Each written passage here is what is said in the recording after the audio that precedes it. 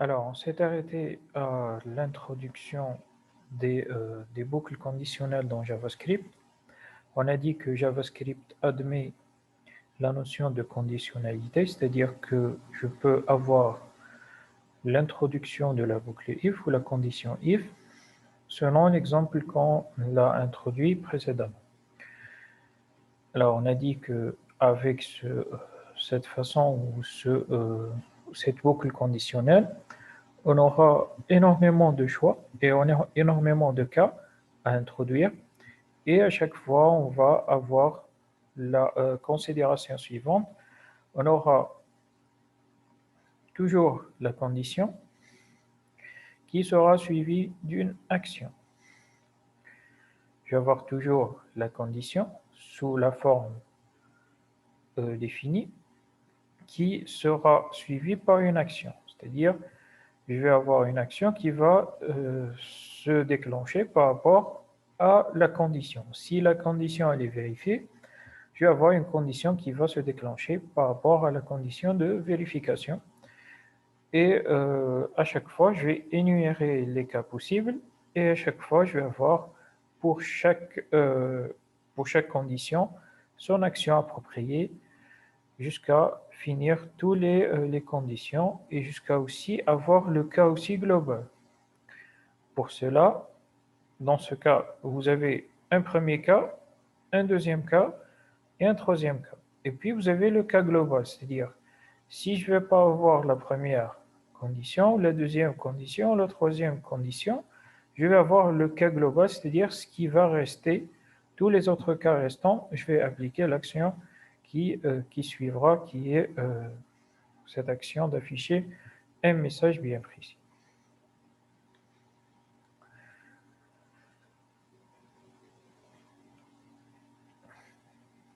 Alors, après les conditions ou le conditionnel, on va passer aux boucles. JavaScript aussi admet la notion de boucle, c'est-à-dire avoir des choses qui vont se répéter. Et pour un ensemble pour un indice, et puis on aura énormément de boucles qui sont les boucles connues dans tout langage de programmation orienté objet, comme par exemple la boucle while, la boucle do, la boucle for et la boucle break ou continue. Alors, voici la syntaxe de base. On va voir toujours la boucle while, par exemple, tant que c'est en français, tant que while c'est en français, c'est en anglais, pardon, et qui est équivalent à tant que en français. Tant que vous avez cette condition, vous allez avoir une action. Toujours, on aura cette notion, c'est-à-dire que ce soit en conditionnel ou soit en boucle, on va avoir toujours le nom de la boucle, le nom suivi de la condition ou bien le paramètre à utiliser. Et après, on va avoir une action bien déterminée qui va surgir si l'action, si la boucle elle est bien finie ou pas, c'est-à-dire que la condition est vérifiée ou pas. Et après cette boucle-là, qu'est-ce qu'on va avoir? On va avoir une condition à vérifier ou bien une action à vérifier pas.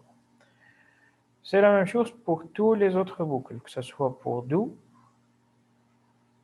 pour for, pour par exemple, bon, les très utilisés sont la boucle for, beaucoup plus. Elle est une boucle très utilisée, la boucle for. Bien sûr, vous savez la différence entre la boucle for et la boucle while.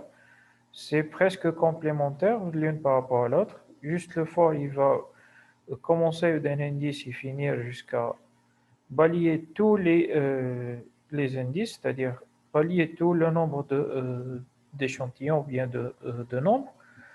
Et puis la boucle while, tant que la condition n'a pas été vérifiée, on va rester sur la boucle et on va répéter jusqu'à avoir une satisfaction d'une condition bien précise. Alors, vous allez remarquer ici qu'on est sur un langage de programmation qui est orienté pour le web, mais qui est très complet, qui possède énormément d'atouts pour avoir la possibilité ou pour permettre à l'utilisateur d'avoir énormément de choix en matière d'introduction des opérations dans un site web.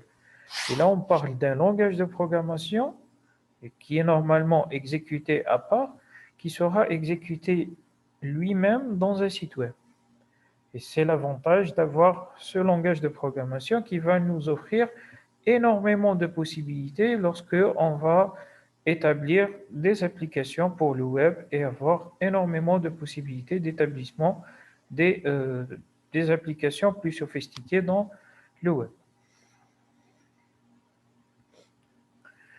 Alors, on passe maintenant à la description des objets, des propriétés et des méthodes. Alors, comme JavaScript, qu'on l'appelle un langage orienté objet, on peut présenter des objets comme étant des valeurs qui présentent des attributs de la même façon qu'on a dans HTML. Si vous vous souvenez bien, HTML était un langage de programmation de balises qui possède la forme générale des balises. Vous avez la forme générale des balises, c'est-à-dire le nom de la balise, suivi de l'attribut qui est une option, et puis l'attribut va être égal à une valeur. On a vu cela lorsqu'on a abordé HTML. Alors, de la même façon, on va avoir ces objets dans JavaScript. Alors, ces attributs dans JavaScript vont être rangés en deux catégories. Soit, on va les appeler les propriétés, qui sont soit des valeurs simples, comme des nombres par exemple, ou des chaînes de caractères, ou bien des méthodes, qui sont des fonctions qui vont s'appliquer d'une façon implicite à un objet. Alors, on va détailler cela. Alors, on va donner des exemples. Alors, déjà, la propriété et la méthode, ils sont désignés à l'aide d'un nom spécifique. Dans JavaScript, comme on a déjà vu l'exemple de document.write et document.f, alors, pour le cas de document.f, nous pouvons interpréter l'écriture comme étant la propriété f de l'objet document. C'est-à-dire que je vais avoir toujours la même structure que la propriété, c'est-à-dire les attributs en HTML. L'objet principal dans cette façon, c'est l'objet en lui-même, c'est document, et f représente l'attribut en HTML, on va l'appeler ici la méthode ou bien la propriété. Alors, la propriété f de l'objet document. Alors, nous avons également rencontré déjà document.write, qu'on l'a déjà évoqué.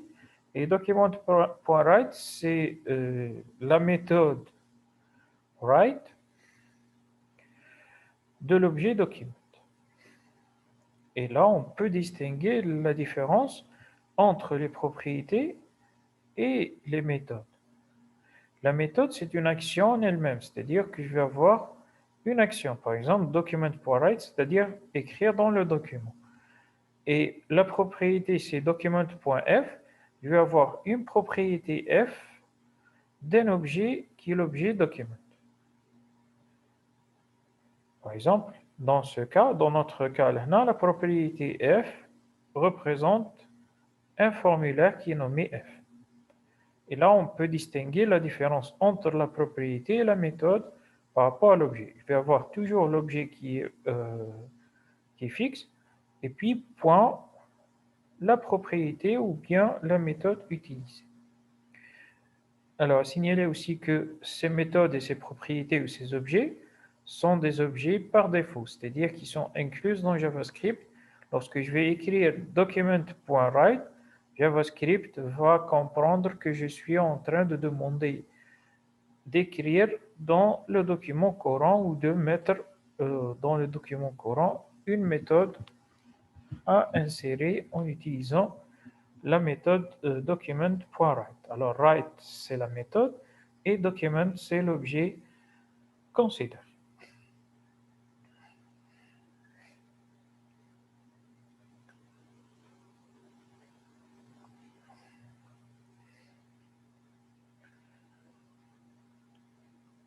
Alors, il y a aussi plus de précision ici. Vous avez document qui est le document en cours. Par exemple, le document.f, c'est la propriété f de ce document. Et en l'occurrence, c'est un formulaire ici nommé f. Alors, vous avez aussi document.f.a, c'est la propriété a de ce formulaire, qui est en l'occurrence le contrôle, par exemple, d'un champ nommé a. Et là, on va voir une hiérarchie, c'est-à-dire sous forme d'arborescence. A, c'est une propriété qui appartient à f, et f appartient au document court. C'est-à-dire, je vais avoir cette hiérarchie ou cette arborescence. A représente par exemple un champ dans le formulaire. Bien sûr, A appartient à F. Et F, c'est le formulaire qui est contenu dans le document courant. C'est-à-dire, je vais avoir l'objet, cet objet-là, avec la propriété F. Alors, je vais avoir l'objet avec la propriété F. Et dans la propriété F, je vais avoir aussi une autre propriété qui est A, qui représente un champ, et qui est inclus bien sûr dans le document, dans le formulaire F. Toujours. Alors, je peux aussi avoir document.f.a.value, c'est la valeur de ce champ. Et là, cette valeur représente quoi? Représente la valeur contenue dans ce champ. Et le champ appartient au formulaire, où le formulaire appartient au document court. Toujours, je vais avoir cette arborescence et cette succession, et à chaque fois, je vais avoir une propriété qui va appartenir à la propriété suivante.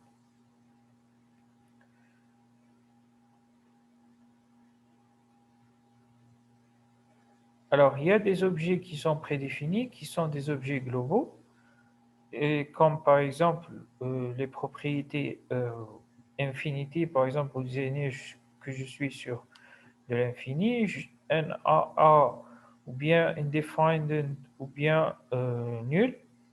Ce sont des objets globaux pour définir une propriété bien spécifique, comme par exemple nul, je suis sur le cas où l'objet il est nul, ou bien je suis sur une chose qui est nulle.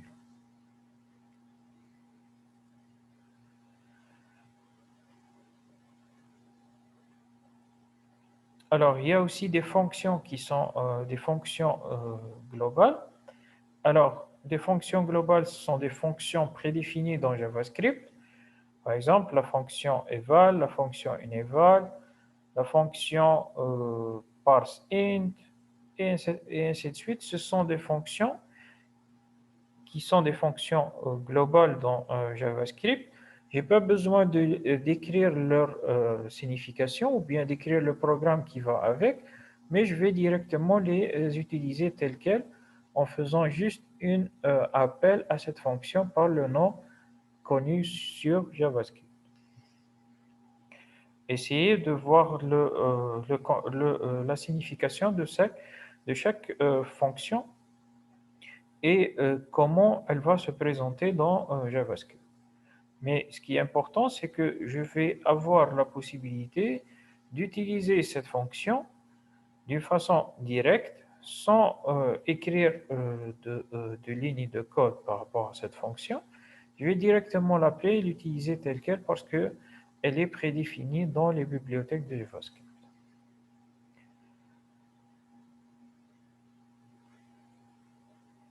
Alors, voici un petit exemple qui va faire appel à plusieurs méthodes par rapport aux objets. Alors, ces objets ou ces méthodes rentrent dans la classe date. Date, c'est-à-dire que je suis sur la date.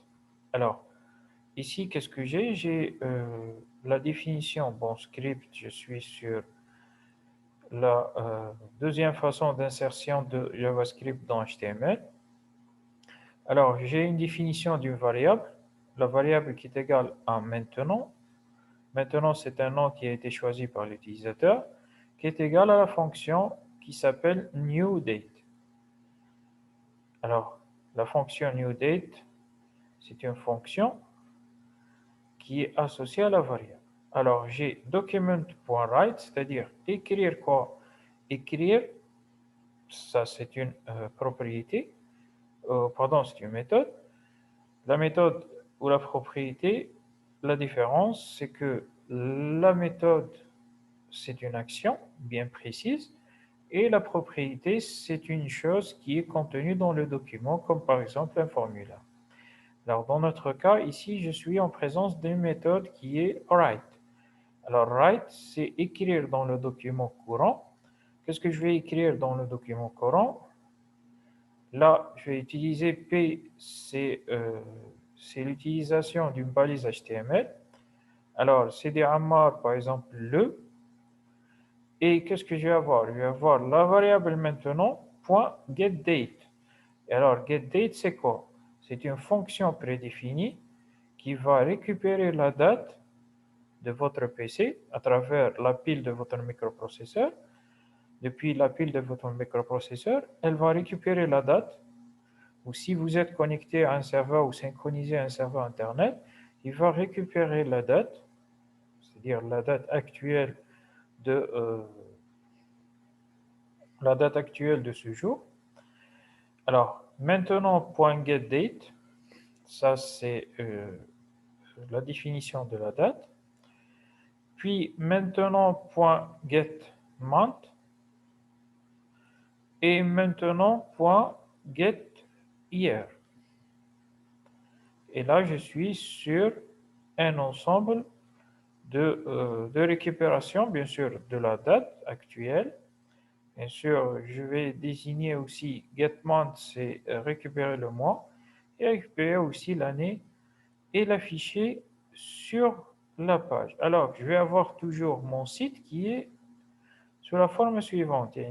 Je vais avoir toujours l'entête de mon site, CD Ammar par exemple, et à chaque fois, je n'ai pas besoin d'écrire la date, mais je vais toujours avoir la synchronisation par rapport à ces fonctions.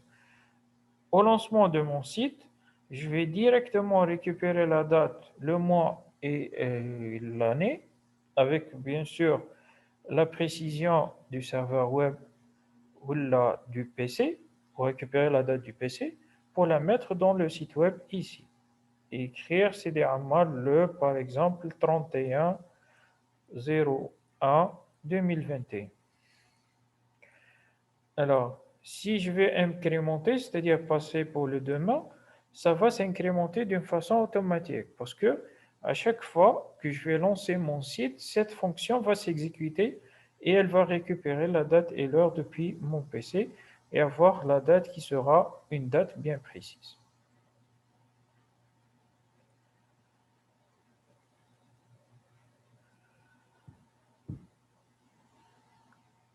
Alors, voici une petite remarque par rapport à ce qu'on a dans le programme.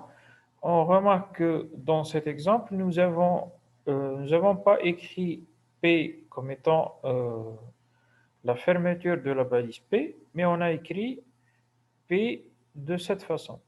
Alors, ceci vient de ce que la première balise fermante est répétée clore le script, c'est-à-dire que je vais avoir une double combinaison, c'est-à-dire fermer la balise P et aussi fermer le script en même temps. Alors, on doit donc employer un stratagème de contournement. Alors, avec une combinaison entre les deux, c'est-à-dire une balise sous cette forme-là, pardon, un anti-slash de cette forme-là, qui sera interprété pour à la fois fermer la balise P et indiquer que je suis sur la fin du script. C'est pour cela qu'on a fait cette notation pour fermer à la fois la balise P et aussi fermer ou indiquer que je suis sur la fermeture ou la fin du script.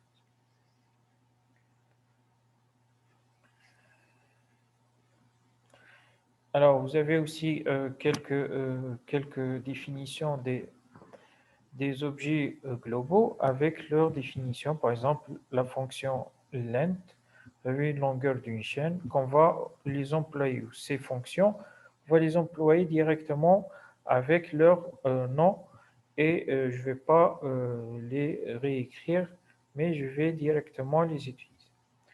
Alors, en fin de ce chapitre, on va faire 3 exercices ou 3 exemples pour clarifier un peu la, ce qu'on a en JavaScript.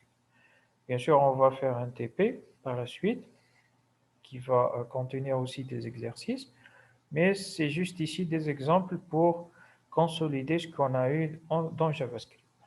Alors, premièrement, écrire un script qui va afficher le message salut sur la page. Ça, c'est un message c'est un exercice très facile. Qu'est-ce qu'on va avoir? On va avoir notre fonction JavaScript. Là, je suis en train d'utiliser la première méthode, c'est-à-dire, pardon, je suis en train d'utiliser la deuxième méthode sur un document séparé. Et le nom du document, c'est script.js. Et là, je suis sur un document HTML, comme on a l'habitude de le faire. Doctype, HTML, head, title, il ferme le head, j'ai le body, j'ai ma balise P, je vais introduire le script. Alors, là, j'ai fait une petite erreur parce que réellement, cette notation doit être au niveau de... Là, j'ai fait une petite erreur dans le script parce que si je vais mettre ça, ça ne va pas marcher. Alors, le script doit être ici, peut-être dans la partie head, bien sûr. Ce qu'on a déjà énoncé, c'est-à-dire l'appel de la fonction doit être toujours dans la partie head. Alors, script type, c'est text JavaScript, src script.js, et je vais fermer la balise script. Tout cela va passer ici, dans la partie head de HTML et non pas dans la partie body, parce que là, j'ai fait une petite erreur en introduisant cette appellation vers le JavaScript ou le script.js qui est le nom de mon document. Alors, javascript.js, qu'est-ce qu'il va contenir? Il va contenir ça. Il va contenir mon message, qui est mon message salut. Je peux insérer ce que je veux, hello world ou salut, comme vous voulez. Et là, on a utilisé quoi? On a utilisé les documents. Document, c'est quoi? C'est l'objet. Ça, c'est un objet. Et write in, ou write, comme vous voulez, write in ou bien write, c'est écrire dans le document courant cette phrase-là. Là, je suis en présence d'une méthode. Ça, c'est une méthode.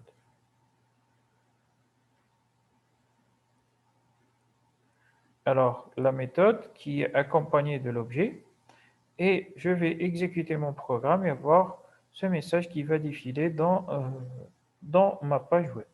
Et ça en utilisant JavaScript, bien sûr. Je ne vais pas afficher le message facilement en utilisant juste HTML, mais l'énoncé a dit que je vais utiliser JavaScript pour afficher ce message.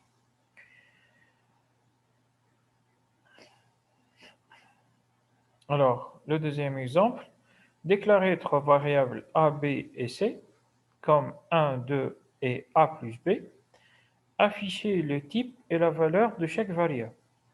Ensuite, forcer le type de a et b à entier et exécuter à nouveau a plus b. Afficher le type et la valeur de chaque variable. On a 3 variables, on va les déclarer, puis on va effectuer un ensemble d'opérations et aussi déterminer le type de la variable en considération. Alors, je vais avoir quoi? Je vais avoir dans l'énoncé, on a dit que A et B, c'est comme 1 et 2. C'est-à-dire, je vais avoir A est égal à 2, A est égal à 1 ou B est égal à 2. Et C qui est égal à A plus B.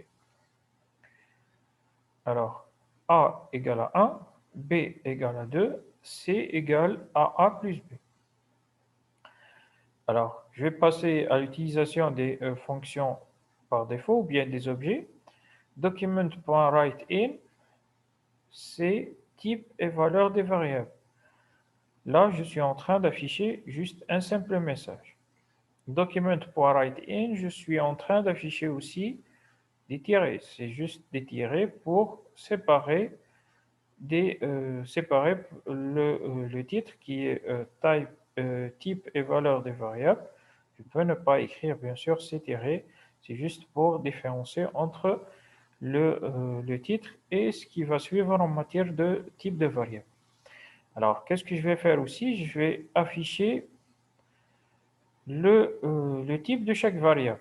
J'ai entre parenthèses, et ça c'est l'avantage aussi de JavaScript, c'est que là-dedans, dans le message, je peux utiliser une fonction. Et là, je suis dans une fonction. Là, c'est le message à afficher. Et puis, ça, c'est le message à afficher. Je vais aussi utiliser avec lui la fonction type of A, c'est-à-dire que je vais avoir à identifier le type de A.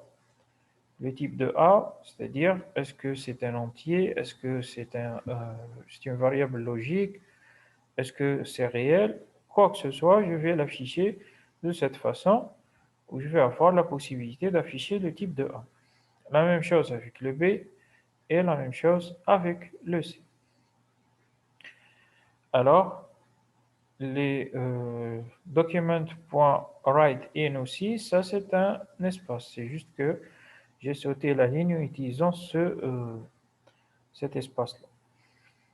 Alors maintenant, qu'est-ce qu'on va faire? On va forcer. L'énoncé nous a dit qu'on va forcer A à être entier. Et là, A va recevoir parseInt A. ParseInt, c'est une fonction prédéfinie qui va forcer une variable à être en entier. B égale à parseInt B. Et puis, aussi, je vais forcer B à être un entier. Et C restera toujours A plus B. Et je vais refaire les mêmes considérations, c'est-à-dire réafficher toutes les fonctions comme on a fait avec A, B et C qui sont non entiers, par exemple 1 ou 2. Bon, dans notre cas, ils sont des entiers parce que 1 c'est un entier. Mais bon, on a utilisé la fonction parseInt pour forcer à chaque fois les variables A et B à être des entiers.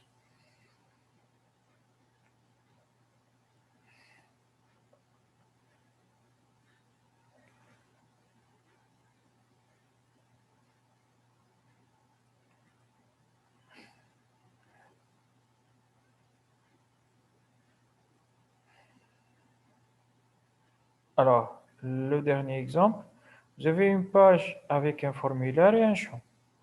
Écrivez un script qui va valider le formulaire. Si le champ est vide, un message d'erreur est affiché à côté du champ et le formulaire n'est pas envoyé.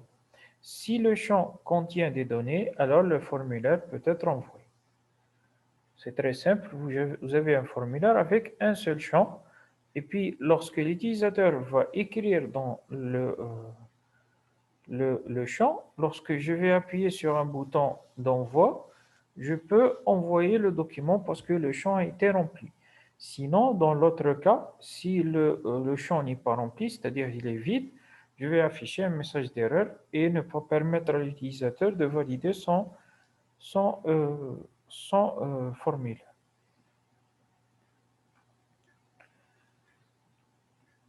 Alors, je vais créer une fonction.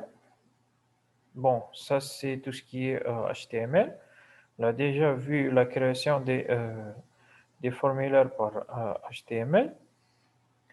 Vous avez les balises qu'on a l'habitude de les manipuler. Bon, ça c'est l'appel vers la fonction. Ça c'est l'appel vers la fonction ou bien le script sur un fichier séparé qui s'appelle script.js. Et tout cela, on l'a déjà évoqué auparavant. Il y a juste une chose, c'est la fonction. Ce qui nous importe ici, c'est la fonction onSubmit.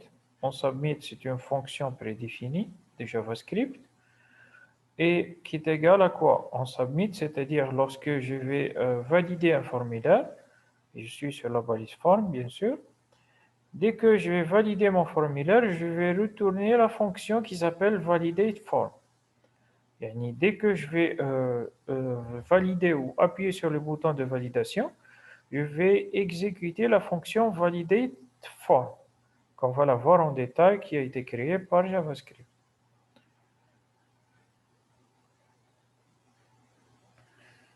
Alors, vous avez ici le formulaire comme on a l'habitude de le faire. Alors, revenons à la fonction qu'on va la créer. Ce n'est pas une fonction qui est prédéfinie. Validate form n'est pas une fonction prédéfinie, mais c'est un nom qu'on a attribué, nous, les utilisateurs, pour cette fonction. Alors, validate form, c'est une fonction, et on a déjà mis l'accent sur cette façon de l'introduction des fonctions, où la fonction aura toujours cette forme, c'est le mot function, qui est suivi du nom de la fonction, puis on aura les parenthèses qui peuvent avoir aussi les paramètres entre les parenthèses. On va ouvrir l'accolade et commencer notre fonction. Alors, comme on est sur deux cas différents, alors on va utiliser le conditionnel, certainement, parce qu'on aura deux cas différents. Le premier cas, c'est que l'utilisateur va écrire dans le champ, il va écrire quelque chose, et là, je vais allouer à l'utilisateur d'envoyer ce qu'il a écrit dans le champ, ou bien vous avez l'utilisateur qui n'a rien écrit dans le champ, et là, qu'est-ce qu'on va voir? Lorsque l'utilisateur va essayer d'envoyer, on va lui défiler un message d'erreur. C'est très simple, on a deux cas de figure, et là, je suis obligé d'utiliser le conditionnel if. Je vais utiliser if pour avoir ma fonction. Alors, if document.getElementById .value. On a déjà défini cela. Alors, je reviens juste à id, ou getElement.id, c'est quoi? C'est récupérer l'élément par son id. id, c'est quoi? id, c'est la sélection d'un objet qu'on a déjà vu en HTML. Alors, myFile, alors on va retrouver cette id ici. C'est-à-dire récupérer la valeur de ce champ input type text avec id qui est égal à myFile. Et puis, ce champ, je vais récupérer sa valeur en utilisant, bien sûr, id. GetElementById, myFile.value, c'est-à-dire récupérer la valeur du champ qui est représenté par id.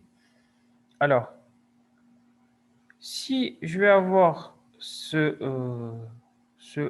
champ, cette valeur, qui est égale à nul, c'est-à-dire que je ne vais pas avoir de valeur là, c'est value qui est égal à vide.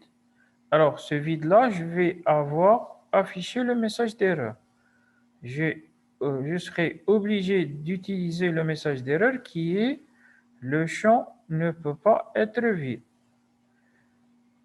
Et je vais retourner false, return false. Un return false, false veut dire que je suis sur une variable boolénienne. False veut dire que je suis sur un message d'erreur qui va s'afficher selon l'exemple qu'on a énoncé, l'objet document, getElementById, myFileError, c'est-à-dire myFile c'est quoi? C'est le id du champ, et inner HTML, c'est-à-dire que je suis sur du HTML. Ce champ, il est sur le langage HTML, c'est-à-dire récupérer le ID depuis le document HTML. Et puis, qu'est-ce que je vais afficher? Je vais afficher le message suivant d'erreur. Le champ ne peut être vide, qui sera, et pour indiquer que je suis sur un message d'erreur, et on va retourner que je suis sur false. Sinon, qu'est-ce que je vais avoir? Je vais avoir une autre action. L'action, c'est je vais avoir une alerte et l'alerte concerne, ou la fonction alerte, on l'a déjà évoqué, c'est une fonction qui va nous afficher le message et nous envoyer le message et nous laisser envoyer le message. Alors, alerte, le formulaire peut être envoyé, c'est le message de validation, et puis on va retourner quoi? Retourner true. Au lieu d'avoir false qui va nous bloquer l'envoi du message lorsque je vais cliquer sur un bouton, dans ce cas, je vais avoir return true comme étant quoi? Comme étant que le message ou bien le champ peut être envoyé en toute sécurité parce que on a rempli notre champ. Alors, on arrive à la fin de ce chapitre qui a été présenté pour JavaScript, qui est un langage de programmation destiné au web côté client. Le chapitre suivant sera dédié au langage côté serveur et notamment au langage PHP.